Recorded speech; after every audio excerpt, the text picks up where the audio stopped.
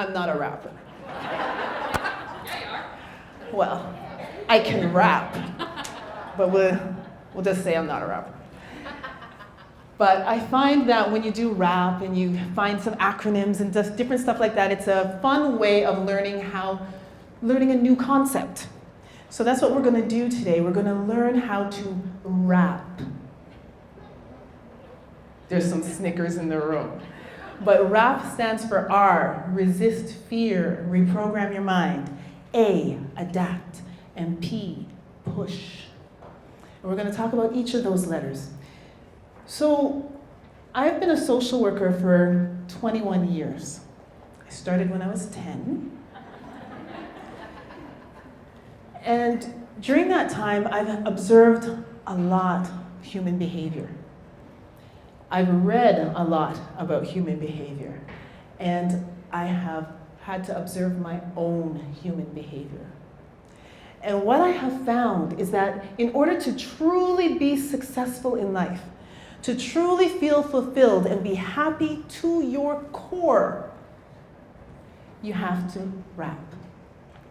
So I'll repeat what RAP stands for. Resist fear, reprogram your mind, adapt, and push. And we're going to talk about each of those letters. So I'd like you to get out your notebooks. Aren't they nice little fun notebooks? Aren't they beautiful? We were so excited about those notebooks. Okay. I'm the child of two educators, and so notebooks and writing, that's why you've got them. All right. Okay, so R, resist fear. What is the one thing that prevents you from growing? Something that prevents you from taking a risk, or something that makes you isolate yourself so that nobody really finds out who the real you is. Or you totally surround yourself with people so that you don't have to figure out who the real you is. It's fear. False evidence appearing real. Fear. Fear will have us playing small.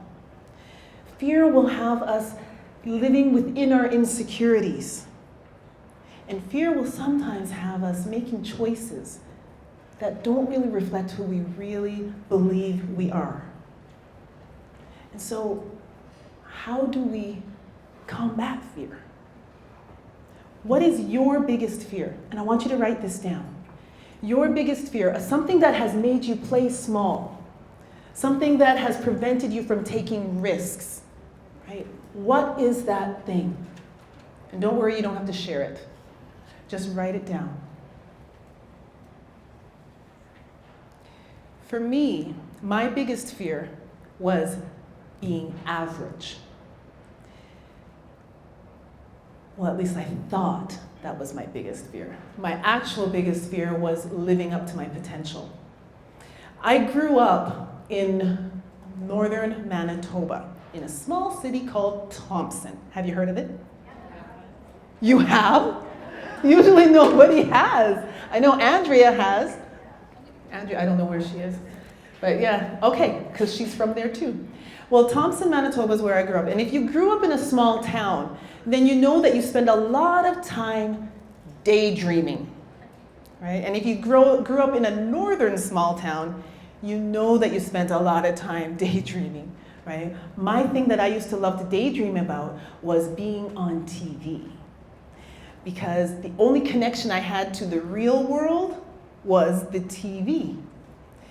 See, Thompson is 8 hours north of Winnipeg. If you know where Winnipeg is, it's close to the border of Minnesota. So it's 8 hours north of that, okay? So my connection to the outside world were the TV. I loved it.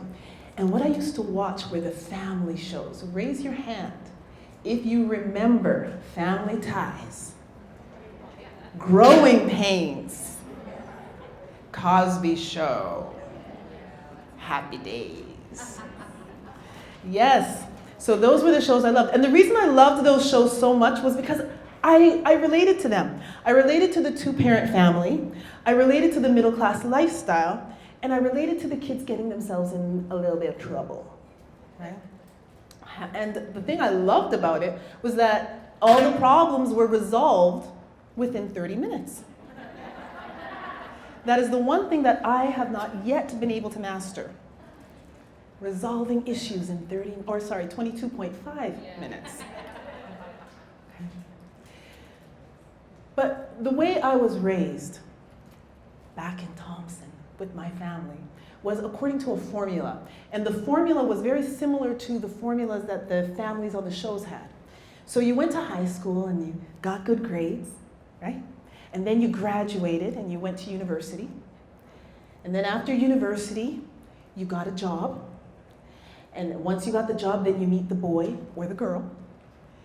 And then you have a couple, get married, buy the house, have a couple of kids.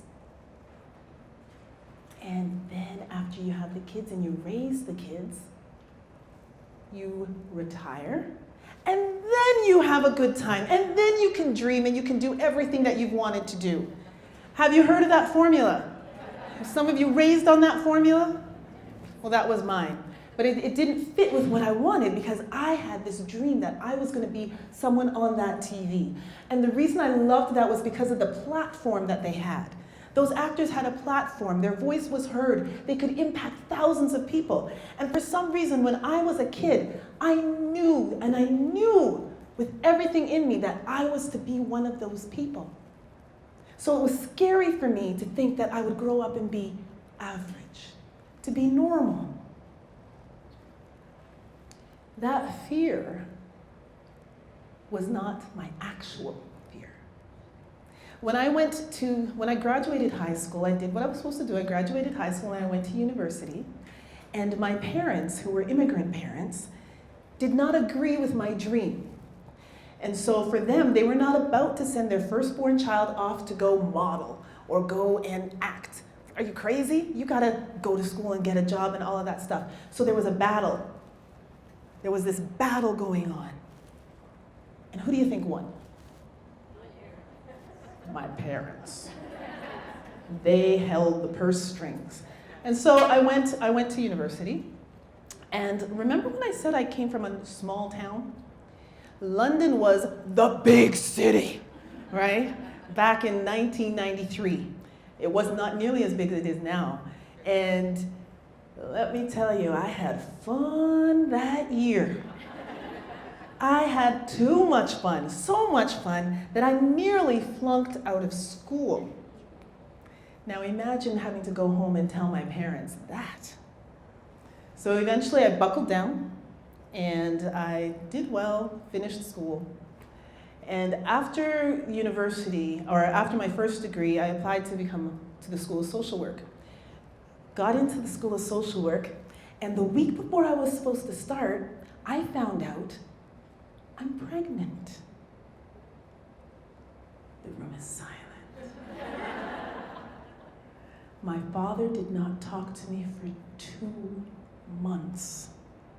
He was so disappointed. He was so upset. My mother said, "Oh, baby, just come home. We'll take care of it." And I'm thinking, I'm pregnant. I'm not dying. Like, what's... So I did my first year pregnant at King's College and my second year with an infant. And, by the way, I graduated on the dean's list. But even though I did that, that inner critic inside my head was still saying, you didn't follow the formula. You didn't follow the formula. And I ended up in a position where I said, okay, let me do what I'm supposed to do. Let me just put the dreams on hold and do what I'm supposed to do. I went and I got a good job. Now, by this time, I'm a single mom, okay? So I got a good job, and me and my boy were doing well.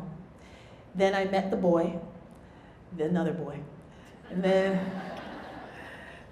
I bought the house. We got married.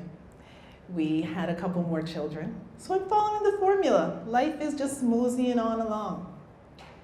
And then we got a divorce. And then I went into a depression.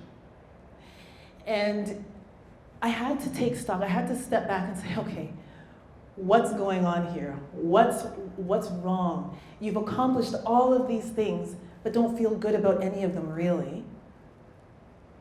And I was just hurting inside. And I thought, okay, what do I have to do? And I started to study what people did to get themselves out of this stuff.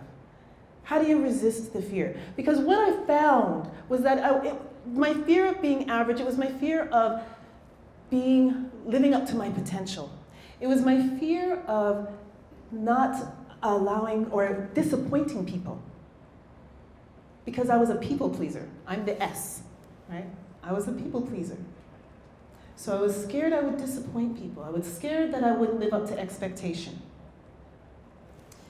And so I would do little things along the way to just sabotage myself. And what I found is that I had to choose. So I had to do the 3 C's. Write this down. I had to choose, I had to check in, and then I had to challenge. So to choose, I had to choose what I wanted for my life. What is it that I really wanted out of my life? And what was I going to do to get it? Right? I had to choose what I was going to listen to, who I was going to surround myself with.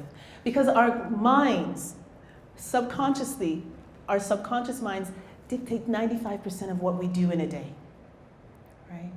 95%, which means 5% of what we do is conscious. So I had to make a decision, and I had to learn how to reprogram my mind. And to reprogram your subconsciousness, you've got to be mindful of what you're putting into your mind. What are you reading? What are you watching? Who are you surrounding yourself with? And then I had to check in with myself constantly, right? And sometimes when you check in with yourself, it's like, ugh, right? And you've got to make some changes. And we live in this fast-paced world that sometimes we don't even have time to go to the washroom, much less check in with ourselves. But it was a must. Check in with myself. How am I feeling? What am I doing? Do I want to be doing what I am doing? And have that conversation. And then I had to challenge myself. If I'm not living the way I want to be living, how can I start living the way I want to be living? What small steps can I make along the way, right? And challenge myself. One of those ways was very simple, affirmations. So remember when I talked about the mind and the subconsciousness? With affirmations, the brain, it listens to everything you say. So if I'm constantly saying, oh, I'm so tired, the brain is going to go and look for opportunities to prove how tired I am. So I had to start changing the conversation and start doing some positive affirmations. And I said 30 days I'm going to do the positive affirmations. And believe it or not, things started to change. But what really started to change was the perspective, right? My perspective. Your perspective is what creates your reality. And so as you start doing things for you, your perspective starts to change. So to resist fear and to reprogram the mind, we've got to learn to do the A in our R.A.P, and that's adapt. There's this belief that the oak tree is the strongest tree in the forest because it's strong. It stands mighty and majestic, and its roots are down deep in the ground. But in reality, it's the bamboo that is bendable that is the strongest tree in the forest. Because when the strong winds come and try and knock everything down, is it the bamboo that's going to go down? Or is it the oak that's going to go down? That's a question for you to answer. The oak. That's right. And so if we apply that same thing to our lives, if we aren't flexible, if we are inflexible, then when those strong winds come, it's going to break us. So we've got to learn to adapt. If you were to adapt the way you think about your biggest fear, look back at your biggest fear that you wrote down. And if you were to change your perspective on it and adapt, would it be as scary? I just want you to think about that. Would it be as scary? A few years ago, I went to a conference, and the person in the conference was talking about 4 very influential people, 7 characteristics of 4 very influential people. Mother Teresa, Mary Kay Ash, Oprah Winfrey, and Walt Disney. Okay? Now for this part of the talk, I'm going to need my helpers. I have selected 7 people to help me, all right? A1, can you stand up? A1, what's your word? Attitude. So come on up here and stand up here. So they had a certain attitude, right? The way they thought about things was different. Thomas Edison, over here. Is it this way? How do you guys read? It's this way. No, you're right. You were right. No problem. Thank you. So Thomas Edison, he created the light bulb. And he attempted 10,000 times to create this light bulb. Would you have tried after the 5th attempt? What about the 6th? The 100th attempt, right? Probably not. And so someone asked him, so Thomas, how does it feel failing 9,999 times? And he said, oh no, I did not fail 9,999 times. I just figured out how not to do something 9,999 times, right? So your attitude is important. Okay, next, D1. Drive. Woo! Whoops, sorry ladies. Drive, come on up.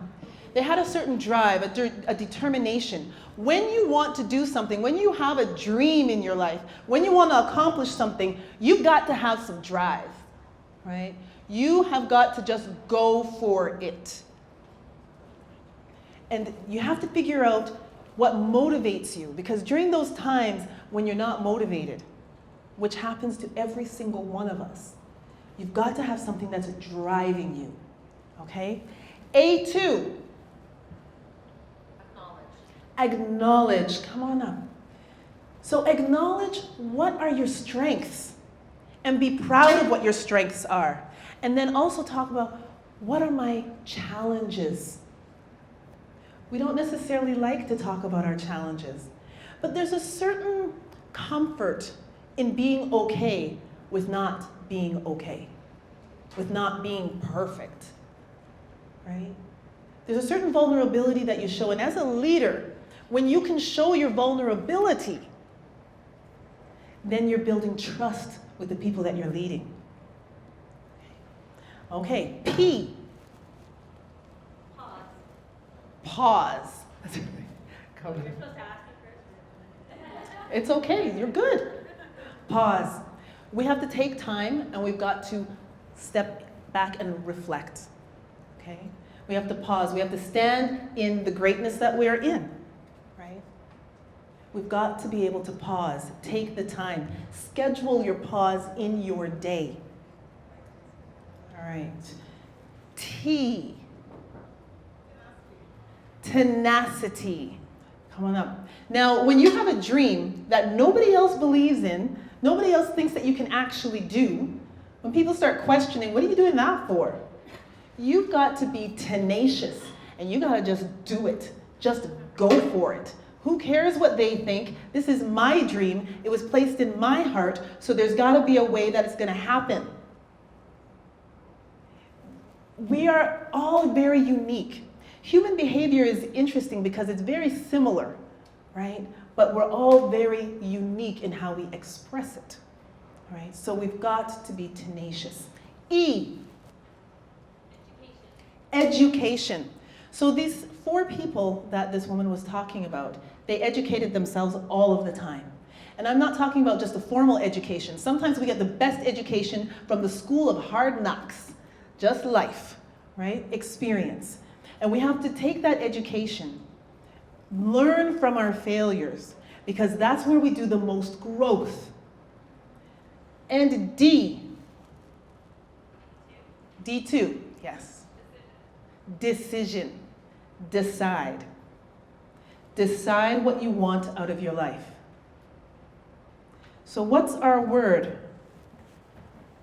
What did these 4 people have to do? What did they do? They adapted, right? They adapted.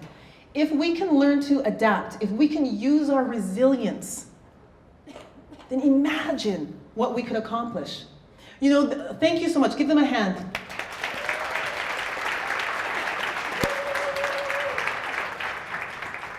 If you go on the internet and type in resilience, you're going to find a whole bunch of gurus and professionals telling you how to become resilient. But I'm here to tell you, you are already resilient. The mere fact that you woke up, got dressed, and came here, despite everything that's going on in your life, shows resilience. We are all resilient. It's within us already. Okay? Don't let anyone ever tell you that you're not. We are all resilient. Now, in order to be able to show our resilience and to adapt, we've got to do the P in R.A.P. And that is push. Right? We've got to push. Now, how do we do that? Life can be hard, right? Life can throw things at us and make us feel real low sometimes. So how do we push through that? Well, you gotta know yourself, right? Self-awareness. So the acronym that I like to use for push is BAIT. B-A-I-T. Have you ever gone fishing before? Yep. Okay. So it's not the most interesting of sports if you're not catching anything, right? But bait is used to catch whatever it is that you want to catch, correct? All right. So if we need to use bait to catch a fish, bait is not the only thing used to catch fish. Bait can also be used to catch rodents, right? Bait can also be used to catch a mate. Ladies, you know what I'm talking about? Right? We got our little tricks up our sleeves, right? But bait in this case is going to be about how to manage our inner critic, how to become more aware of ourselves, all right? The B in bait stands for basics. Get back to basics. Take care of your mind, body, and spirit.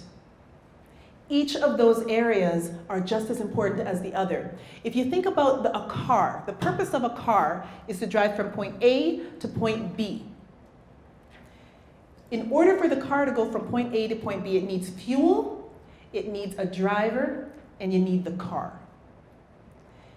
Once you have that, you can do it. Your mind, body, and spirit are the same thing. Our minds, it directs everything. If we're not thinking good thoughts, if we're thinking that we're not good enough, if we're thinking, oh, I'm just going to succumb to my fears, then we're not going to move. We're going to feel low. We're going to be down. And that affects our spirit. Because our spirit is really our vibration, right? And if we're vibrating at a low frequency, then we're probably laying on our couch watching Netflix and feeling sorry for ourselves. Which isn't bad to do every once in a while, because I do that every once in a while, just watch Netflix. Sometimes it's the best rejuvenation I could do, but there becomes a problem when we're doing it every day, right? So we've got to take care of the spirit, but when the spirit is vibrating at a high frequency, nothing can stop us. And then the body. You ever feel sick? You feel like doing anything when you're sick? We've got to take care of our body. We have to be able to eat nutritious foods. We've got to be mindful of everything that we do to our bodies. The lack of sleep, lack of hydration, not good foods, all of those things affect our body.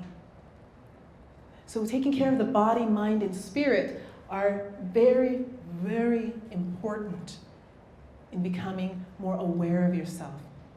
Because you've got to know how to take care of yourself. Nobody can tell you how to do that.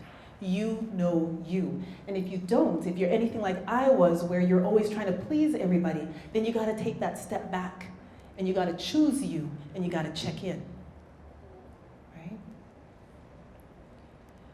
So the body, mind, and spirit. So the A in BATE is accountability and awareness.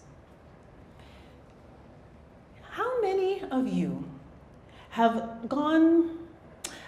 tried to go to the gym every 3 times a week, let's say, right? You promised yourself you're going to go 3 times a week. But then when your alarm goes off, you're like, oh, I'll just go tomorrow. Has that happened to anybody before? Oh, nobody in here, of course not. Okay. But if you're accountable to someone, if you're meeting somebody, then you're more likely to go, right? So in anything, if you have an accountability partner, then you are more likely to be successful, right? But you've got to know yourself. You've got to be aware of yourself, aware of your challenges, and aware of your strengths. Because those things, when you put them together, they create something that's powerful.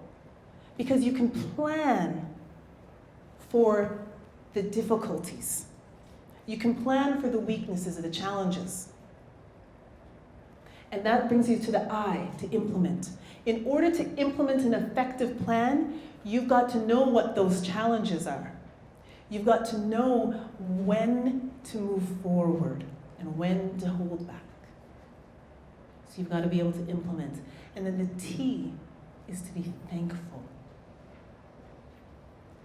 Research has shown that when you take a moment to be thankful and grateful, you will feel better, not only about yourself, but the world that you live in.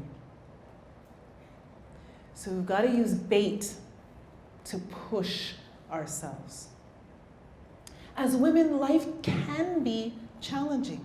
We will likely face discrimination in our workplaces. We do have to work a little bit harder than men do. Shoot, we were just considered people, technically people, not even 200 years ago, maybe not even 100, right? So we've had some work to do. But there's this uniqueness of us as women, that when we take care of ourselves, and when we are motivated, and when we have all our ducks in a row, we are powerful. There is nothing that we cannot do. That is why there's that saying, behind every successful man is a woman.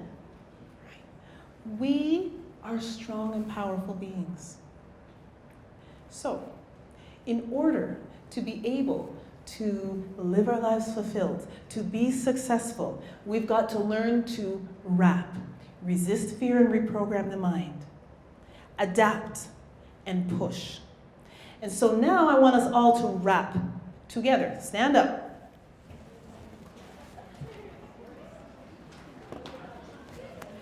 Now hopefully we'll do a little bit better with the beat this time. Okay? We're going to clap and we're going to maybe do it a little bit slower. I don't know. We'll figure it out. But let's just start clapping. Catch the beat.